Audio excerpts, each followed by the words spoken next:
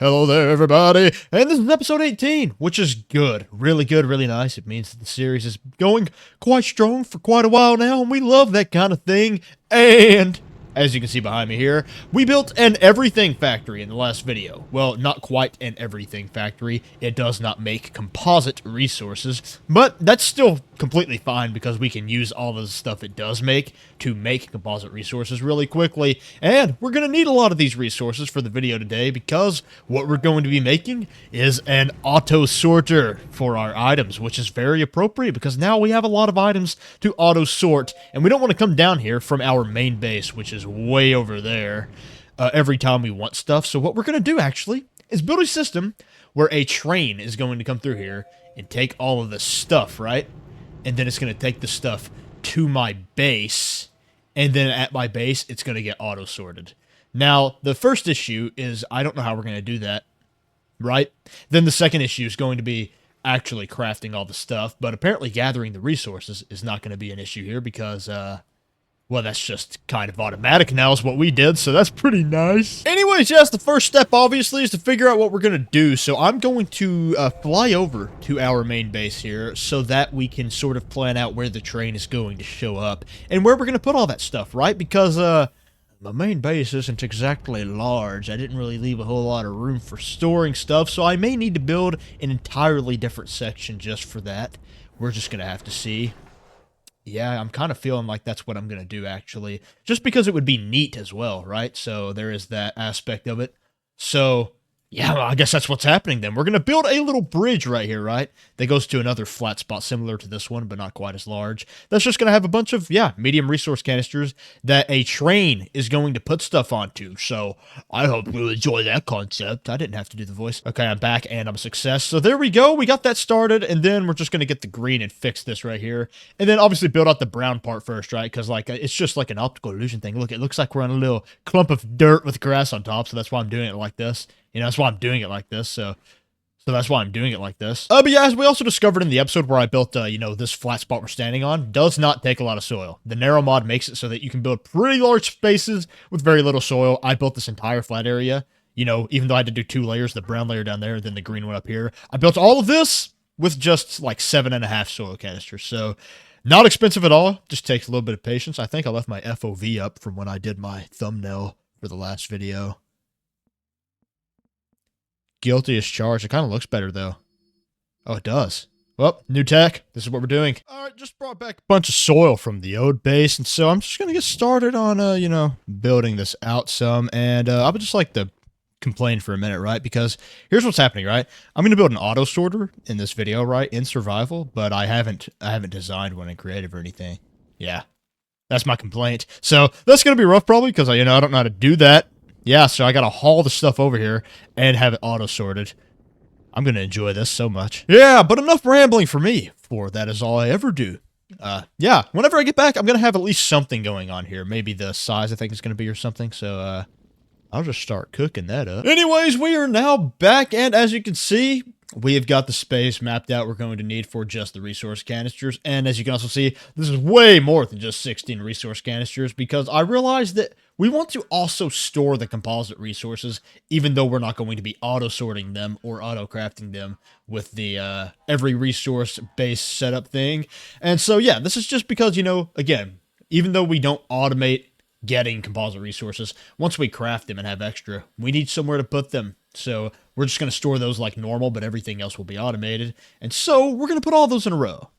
Meaning we basically just got to count out 16 of these. 3, 4, 5, 6, 7, 8, 9, 10, 11, 12, 13, 14, 15, 16. So everything all the way to here is going to be automated, and the rest of this, I'll just store the stuff that I get, right? Because these are all going to be the composite resources.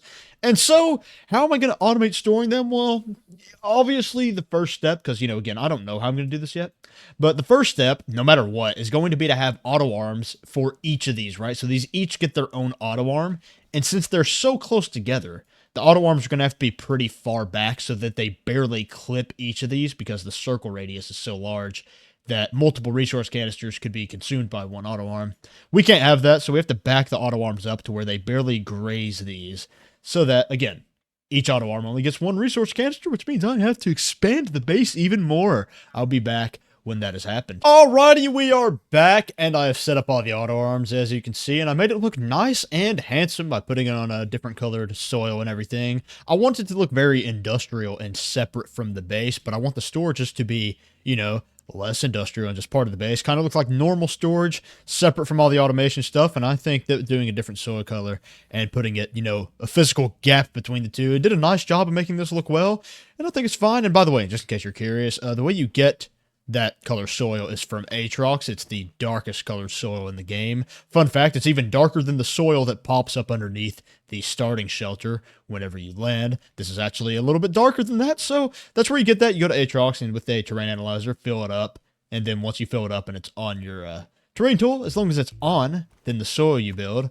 will be black. Nah, just shouldn't have done that, though. Anyways, yes, as you can see, I already have all of these filtered to put the things in where they need to go. And as I said earlier, as I explained, these need to be far away, not just because it looks good, because, you know, that actually, it does look better, I think, with them separate like that, separate from the base, but also it's necessary. As you can see here, if this auto armor is any closer, it could also place the compound in this one right here, which means it could potentially block the resin from having a canister to itself. So they need to be far away so that they barely clip the canisters. And so all of them are doing that. All of them are just barely touching the canister that they put their stuff in. And that's just how we want it. That's just how we need it. And that's beautiful. But now for the actual tough part of this video, which is distributing the stuff and, you know, actually getting it over here in the first place. That's what we're going to worry about next. And so I'm not going to work backwards anymore, right? I've been working from this base right here, setting things up here the way they need to be, and then going sort of towards the other base where all the resources are. But now it's time to actually start working over there to get things the way they need to be. And so we need to address the first and most obvious issue here, which is that the stuff is just being stored here, right? So we actually just need to get rid of these storages, and so not falling in a cave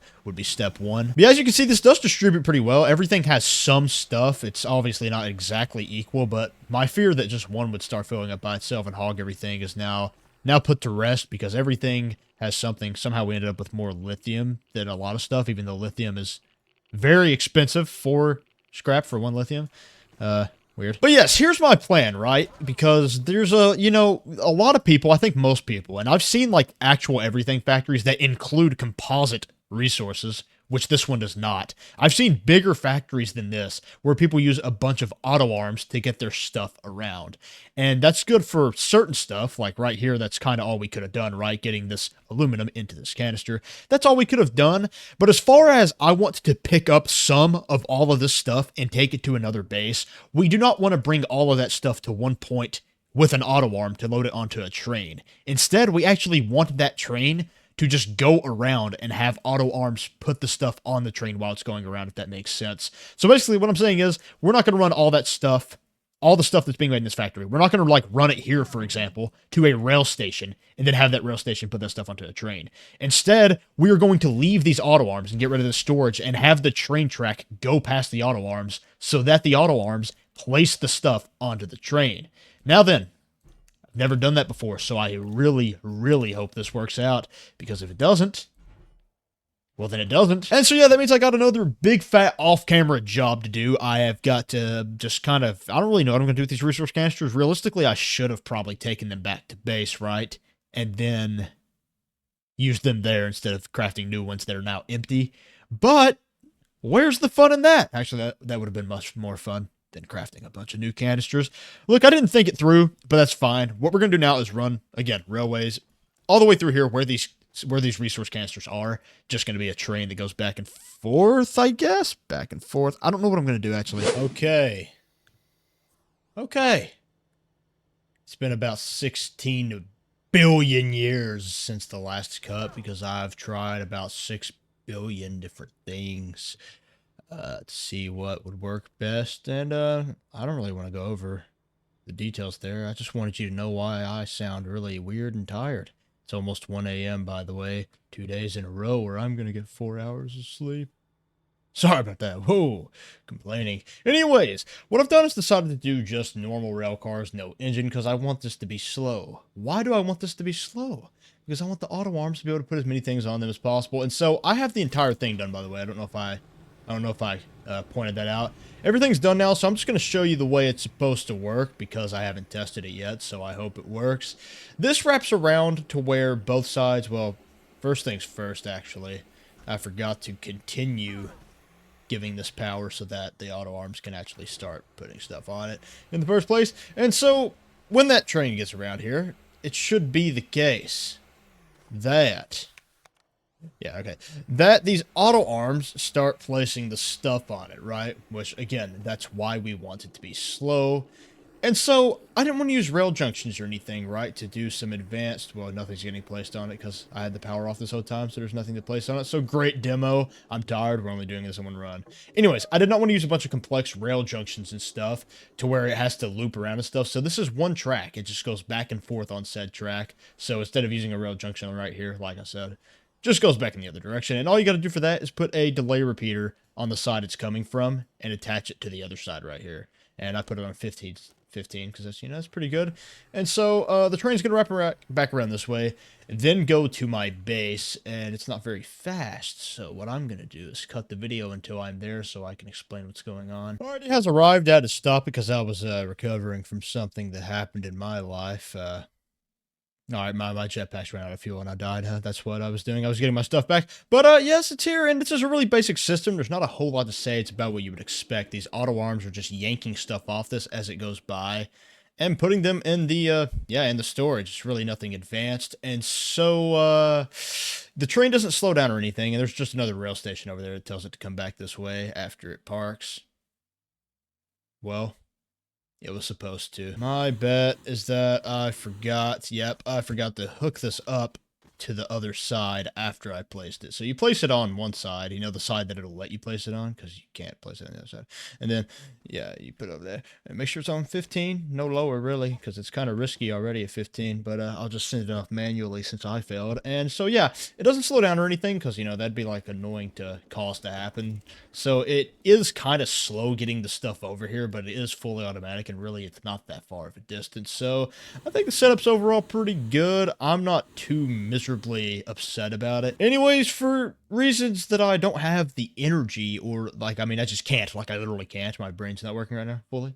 And it usually doesn't anyway, so that's even, it gets worse when I'm tired. But, for reasons I'm not going to explain, this train system isn't perfect, and that's why it took me so long to do everything. That's why it's so late right now, is because I was trying to find solutions to some problems that I still haven't solved. But it's pretty good, and you may have to manually fix some issues every once in a while, but I don't even know if you would really, because it's not exactly tested. It's pretty good. It's a pretty good system.